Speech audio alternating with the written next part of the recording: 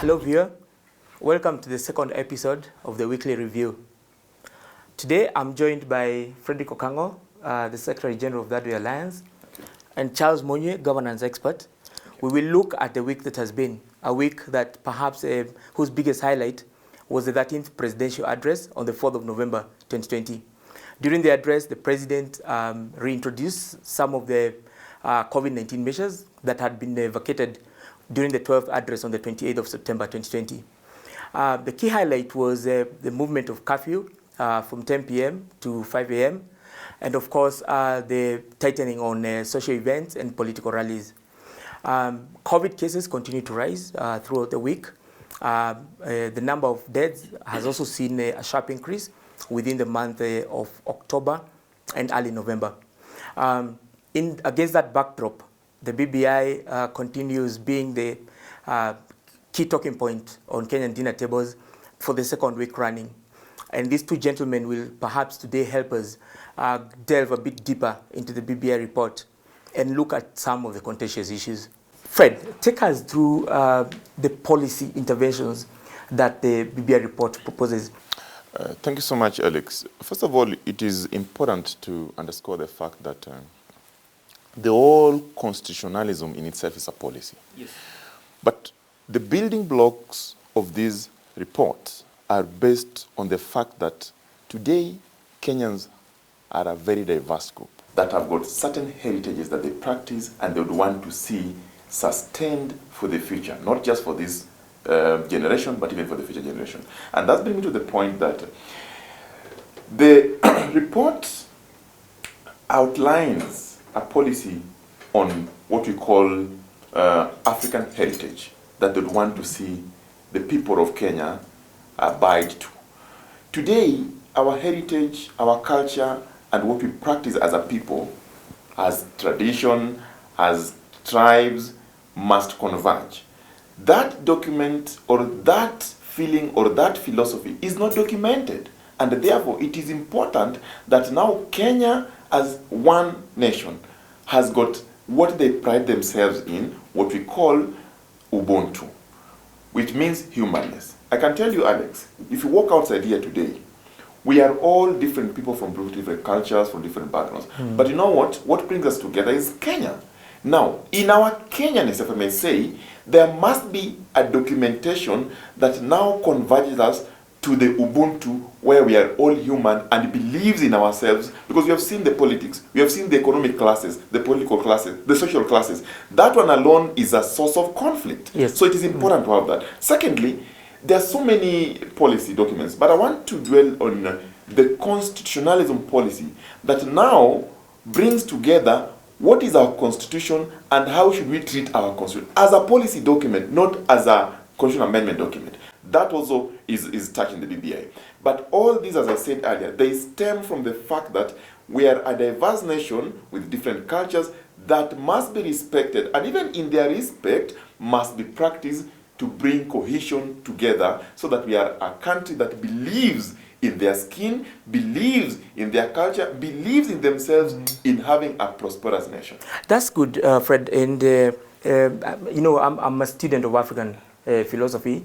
And perhaps my question would be, does it take a document, does it take a constitutional amendment, for example, for us to have a conversation as Kenyans and say that, one, we will adopt what we call national ethos, we will have a national creed, we will encompass all the cultures of this country? Let me tell you, Alex, from training, we were taught that if anything is not documented, it never happened.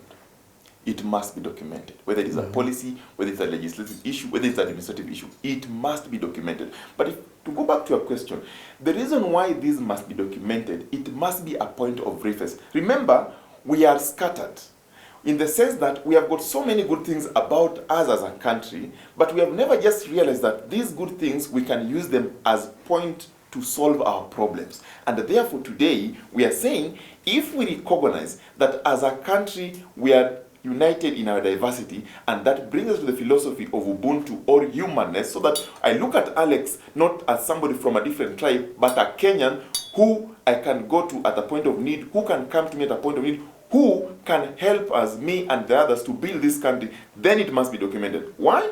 Because this will now go back to how we bring our children, will now go back to how they are taught in school to be the people that they want to be. And again, it also takes us back, the reason why BBI is now bringing in the issue of citizen responsibility, because we have seen situations where the country or the state has got a responsibility to its citizen, but there is no responsibility that the citizen now have to the state. The country. So you see, so that's why we are saying, how do we recognize the fact that even as citizens of this country, from whatever we do, from the business, from our association, from our business communities, what do we now need to do to the country?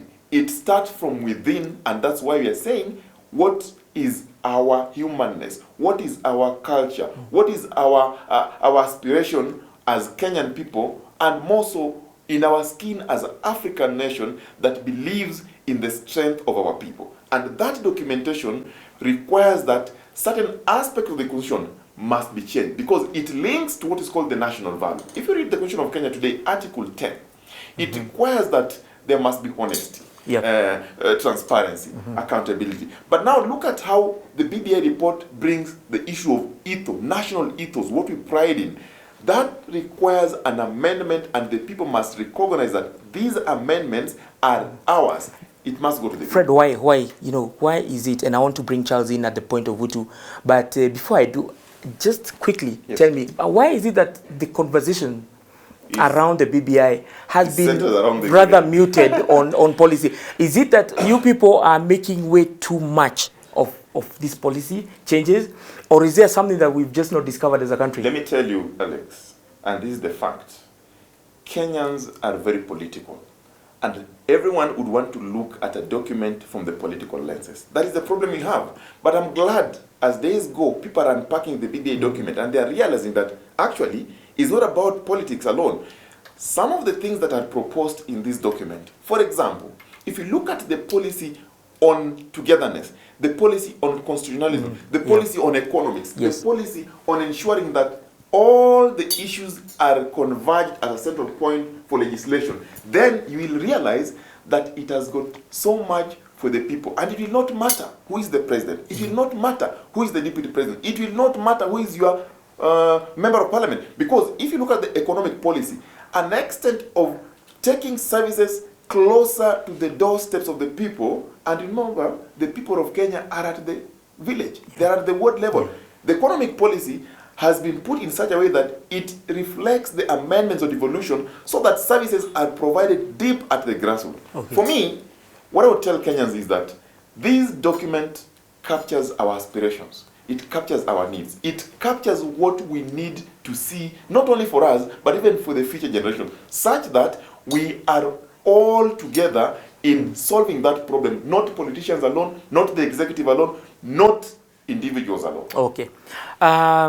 Charles, coming to you.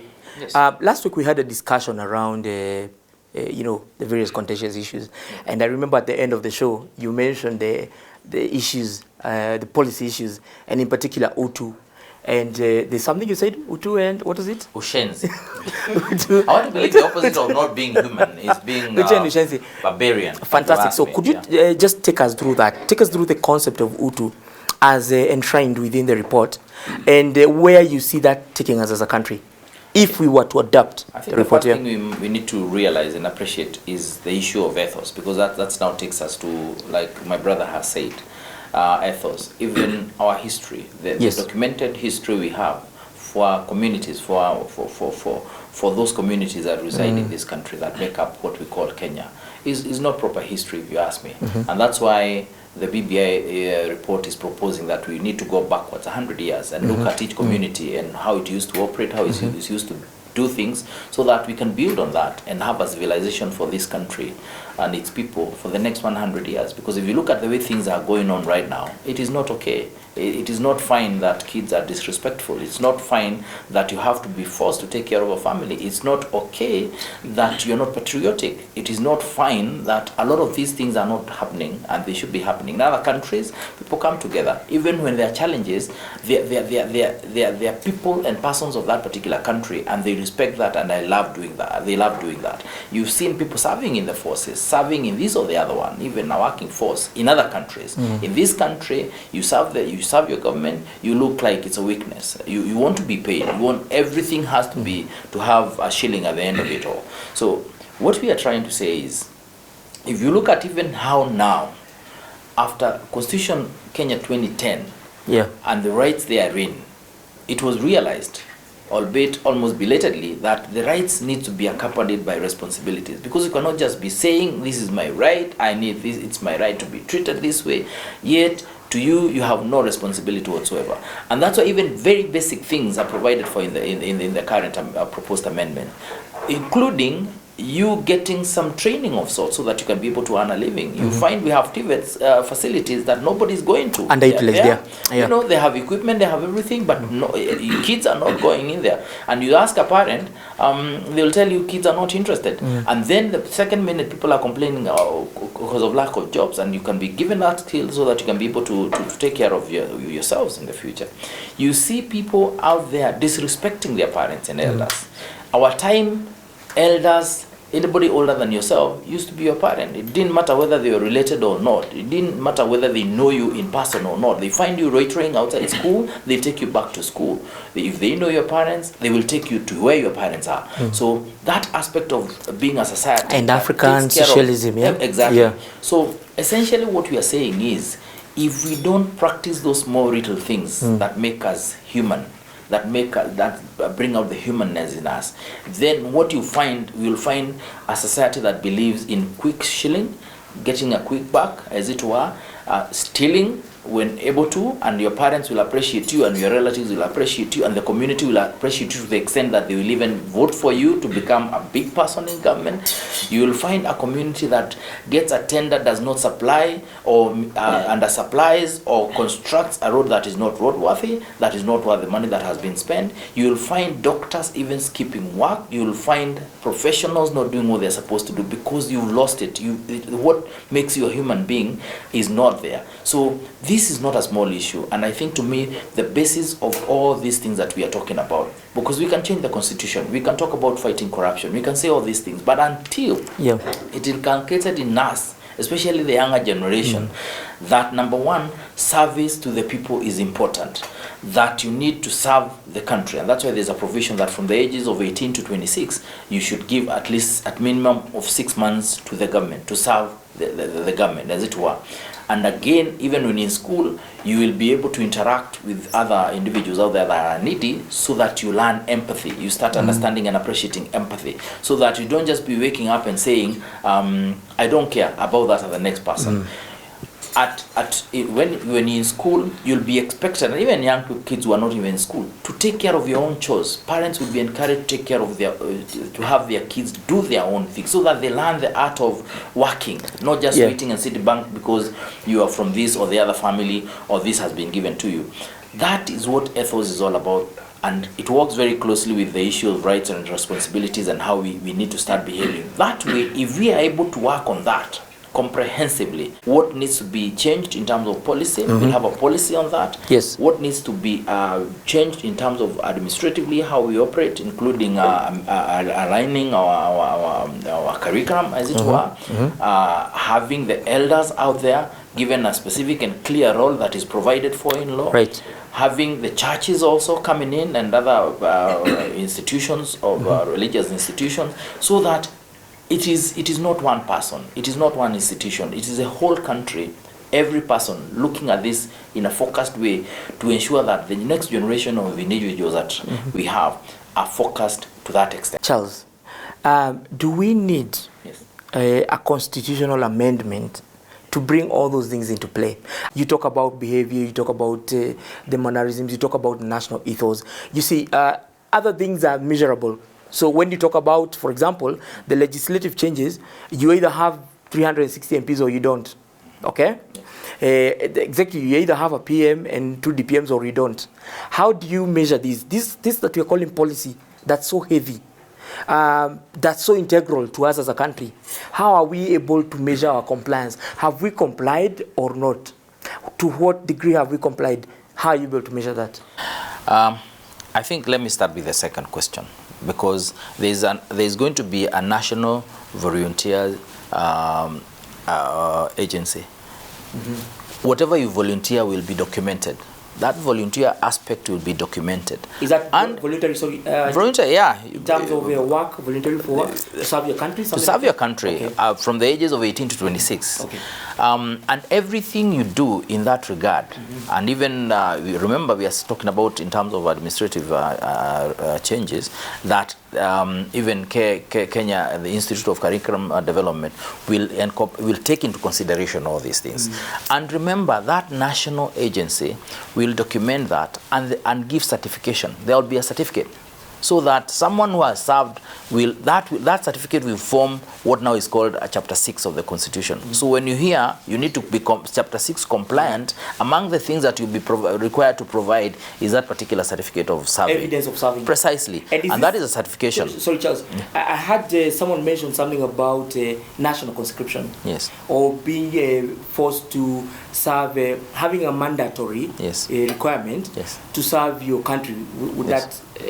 It is mandatory. Now that it's provided for that, among the things that will be recognized, required for you to be Chapter 6 compliant is that certification of serving others. I think that that's a reality. We are saying we need to develop a people, even in other jurisdictions. This is what happens. You have to serve. And if you don't serve, then there must be a very good reason as to why you don't serve. You know, maybe illness or sickness or something. Correct. But you cannot just wake up and decide other people will serve, you will not serve. And I think we are learning from other jurisdictions that they are better, they feel their country better than we feel ours. And I think that aspect of wanting to create that patriotism, need feeling of belonging, because you have served together, collective objective in as far as the country is concerned. I think that is really important. Number two, I think we need to stop reducing BBI to amendments to the Constitution only. And that's a mistake many people are making, because the political class has taken us only to the direction of amending the Constitution. There are other issues, like you've rightfully said, will be resolved through policy guidelines. You know, coming up with policy guidelines. And even on issues, say, of agriculture, there is a proposition that we need under productivity and sustainability, we need an agriculture policy. Yeah, so an enhanced one, because it's not like you don't have an agriculture policy. And if you go down, you look at now in terms of administratively, we are talking about extension officers, increasing the number of extension officers, opening up markets. The whole aspect of BBI is not just about amending the Constitution, coming up with new statutes, or amending existing parliamentary statutes. It is about the four areas, broad areas of administrative changes, in terms of policy changes or policy guidelines, in terms of amending the laws that we have, or even coming up with new laws like what we are calling Public Participation Act, and prompt payment, you know, and also amending the Constitution to meet the needs that Kenyans identified. And in the wisdom of the committee that was collecting this information, looking again at the Constitution in Article 255, there are some certain things that you cannot change in the Constitution without subjecting the same to a referendum. So if that meets that threshold, then you don't have a choice. We go that direction. But the reality is, some of these things that need to be done, a lot of them, by the way, will require, and if you look at even the policy issues that my brother was talking about, many of them has a start date of immediately and an end date of 2 years from now. It's not like it is going to end or start progressive, but with a ceiling of 2 years from now. Those policy issues. So I think we need to remind Kenyans that this is not just about amending the Constitution. Let them go deeper into what is in there, including as an administrative issue, that immediately these things pass, the cabinet ministers, for example, will be required to utilize the services that are there, be they schools, be they medical services, the ones that are there, that are available, including counseling, insurance cover that they have, and now, giving NHIF 100% for those that use that particular service. Those are the issues that people need to appreciate. That does not require an amendment to the Constitution, like you rightfully say. Actually, in fact, just to add on what Chelsea said, he has actually aptly put it. There's a question you have asked and he has answered it well. I just want to add a few things. Does this need a referendum? The people out there have been conditioned by certain politicians to believe that the only thing that BBI document is providing is a constitutional referendum. But I mean, that's political play. It's what you'd expect the politicians to do, correct? So today we are here to unpack that myth. Number one, the issues that will go into referendum must be issues that touch on the provisions of Article 255 today. The national and what would those be, very quickly? Very quickly, those would be issues to do with the structure of parliament, issues to do with the structure of devolution, issues to do with the term limit of the president if they're there, issues to do with the Chapter 15 independent offices and commissions if they're there, and issues to do with the national value. And let's go back to the national value as Charles was putting it. The ethos, the national ethos, touches heavily on our national values. And it touches heavily on the responsibility of citizens. Now, one of the things that I love most about the BBI today, as proposed in the amendment, is that it is just not about talking, me as a Frederick Okango, a citizen of Kenya, I expect the government to do 1, 2, 3, but it's also my responsibility to defend my country. In other jurisdictions, as he put it, for example, in the United States, the reason why they say we, the American people, is because they feel proud of what they are to their nation. And that's why you find that at some point in America, the people volunteer to go and serve in the military. And it is a very big deal when they come back because they defended their country. Today we are saying in our country today, our defense to our country is, number one, we must fight corruption. People believe that fighting corruption is only a government job, is only institutions of the police, the ODPP, the judiciary. No. Today, in the amendment proposed in the responsibility of citizen, we must fight corruption. Number two, the responsibility that now the new constitution will bestow upon us is paying taxes.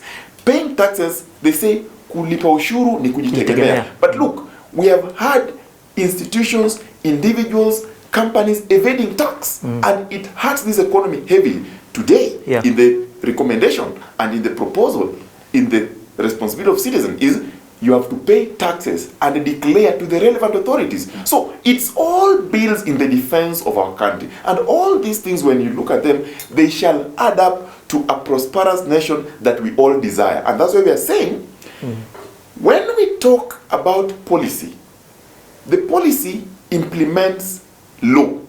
The law implements what is called the Constitution. So they are related. But I agree with you. There are certain aspects that are already being implemented. I'll give an example. Today we are talking about Utamaduni Day. The first recommendation was in the BBI 1 to have that day now talked about Utamaduni Day. We're talking about how do we look at the 26th of December, what do we call it? How would we change it? So all these things are now being implemented. Look at the IBC recommendations. They're all now in the BBI and they're already being implemented administratively and legislatively. We are not saying, as the people who have read this document, that the only issue here must and shall be constitutional amendment. No. If you look keenly, most of these policy, legislative and administrative, already they are happening. And we thank the government because they are happening. What the Kenyans must be careful about is to know what is good for them in this document that will require their input, minus what is good for them but require the input of their representative who is a member of parliament or senate. That is the bottom line. And I'm happy that we're talking about this because out there, and I know the people watching this show have seen that, they're saying that this document, how is it going to benefit us? So in our communication here, Alex, maybe you would allow us also to tell the public that how is this document going to benefit you? Other than being human and defending your country in fighting corruption, paying taxes, respecting the elderly, providing for your family. Other things that is good for you in this document as a viewer is the economic prosperity and the shared shared prosperity. Sorry. If you look at that, it brings a community or a country that provides equitable opportunity for economic development, and not just development, sustainable. Because we're now talking about what Charles was saying, sustainable agriculture. The people who have said we have not seen the price of tea, coffee, our banana. Yes. We the are guaranteed minimum returns. Remember, yes. You cannot put that word for word in a constitution. I've never seen But it anywhere. it has never been anywhere. But you can Yes. put that as a sustainable agriculture policy, as a sustainable economy, as a sustainable development. How? Number one, look at the provisions to ensure that there is equitable share of money all the way beyond, from the national level, beyond the counties, Yes. to the village. That money that is going there will spur economic development. And it is sustainable to the sense that it is now a constitutional requirement that that money, a certain percentage, you're talking about at least 5% of the county government, which is 35%, should go back there. That is guaranteed. It is sustainable. Number two, we're talking about how do we ensure that when this money is going to be allocated among the counties, what is the criteria? We're talking about amending Article 203 to ensure that in terms of allocating that money, we must see the needs of ensuring that the requirements of socioeconomic rights are effective. Number one, water. Not just water, clean water, food, healthcare, education, security. All these things. That's Article 43, yeah? Yes, all these things boil up to a sustained development. Yeah. And that's why when people say we have not seen the price of coffee, the price of tea and wonder, milk and because it is sustainable agriculture, it is documented, and it is a right. And therefore, to the viewers, it is important to read this document. Don't listen to the politician, because the politician, as will push our agenda, but the agenda of the public is in the public document. Agree. Thanks. That's a very good summary, Fred. Yeah, and perhaps I want to now wrap up the issue of policy. Charles, Utu versus Ushenzi. Yes. Take us through that philosophy. We must be good people.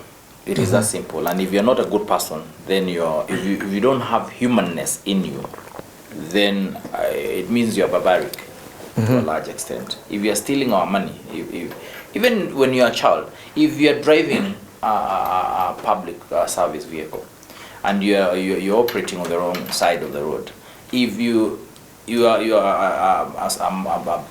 driving, overloading, all that music that is nasty, you have parents, you have children in the same vehicle, and you're giving the exclusive material. It is not about the big people per se, not just them that are stealing our money. It is about every single one of us, because it doesn't matter whether you are poor or rich. There are certain things that you do that make you look like you don't have utu in you, that like you don't have that humanness in you. So I think we need to narrow it down to that and agree that you need to be a good person. And if you're not a good person, the next person should look at you and see I'm shenzi, and reprimand you. Right. And not reprimand you, or at least help you to become mtu ana utu. Because if that is essentially it. What the responsibilities my brother is talking about. Can you imagine now you're being forced to do very basic things, things that look very basic. Respecting private property. You've seen a shop, it's functional, but because someone has lost elections, you burn it down. Correct. That is not a rich person from all these affluent places coming down to burn that place. It is just an ordinary Kenyan, who has no idea why they are burning that particular building, and it has nothing whatsoever to do with the person the other person was contesting with. It is these small little things, seeing this is public land, it's been stolen by so and so, and you have the information. Well, keep it to yourself. Because to you, that is government property. Or you go and report it to the cops. Exactly. And there's no follow-up. Exactly. Yes. So the whole chain of how people operate, how we relate with each other, how you see Alex simply because he's from this tribe or the other tribe. Absolutely. How do you relate with that particular person? Yeah. Do you feel what you're doing is right? Do you judge that person because he comes from this tribe? Do you look down at their culture and determine that people must go through certain a specific right of and in fact, Fred, those are the things that we need to appreciate and look at, and that is what BBI is saying, that you need to respect even the social standing of individuals. Yeah. Correct. Because being rich is not a bad thing. Charles, all these things, Yeah. they sound absolutely beautiful. Exactly. I have to say. Yes. But why is it that we've had so little? And I'm asking both of you, this is open here.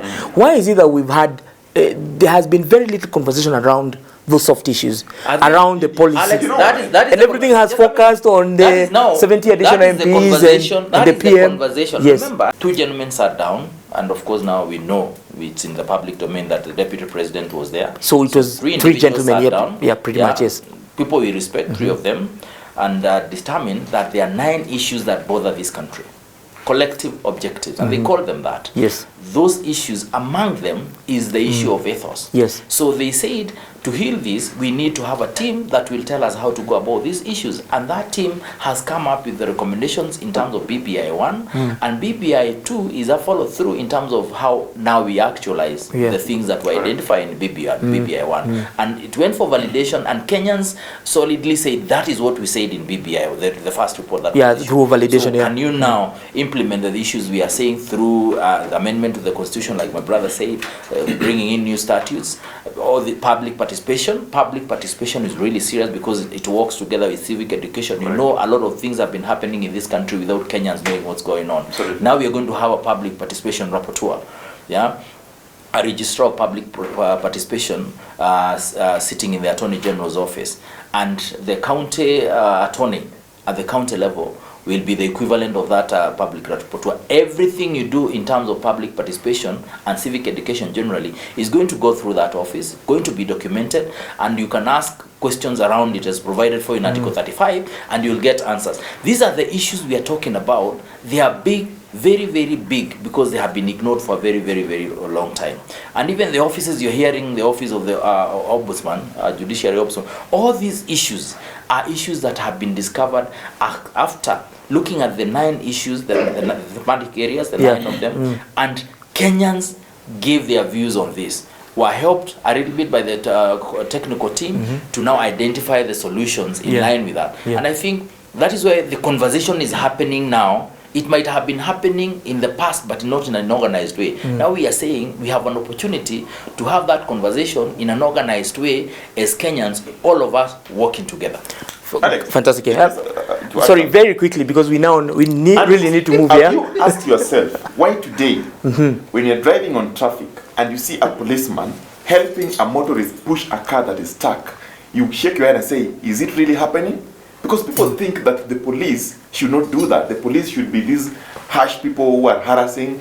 That is what you're talking about. Yeah. It should now become normal to be having that humanness. And that's why it's being documented. So this document provides Kenyans with an opportunity to normalize some of the things that they are taking for granted. And more so, it provides the public to take center stage in decision making. Yes, just mentioned something very important. When you look at the public participation bill that's proposed, we have seen instances where the government loses cases in court because you cannot prove to what level did the public participation take place, to what level was it ascertained, to what level was it did the government involve the public, or institutions or county government involve the public. Today, with such a policy or such a bill in place, it will be important to notice that there is a threshold that must be required so that the input of the public makes into the final decision of that document. Number 2, these are all things that are happening. Yeah. They're already there. The public participation bill is in Senate. So there's nothing new that people are saying, no, do we need this BBI to do that? It is just now structuring the implementation of what has been happening. Okay. Gentlemen, you've won me over in terms of policy. There's just so much that you've unpacked today, which I think has also helped our viewers understand why it is that we call this process a national conversation. That is it. Because you're not going to have a conversation where you say we're adding 70 MPs.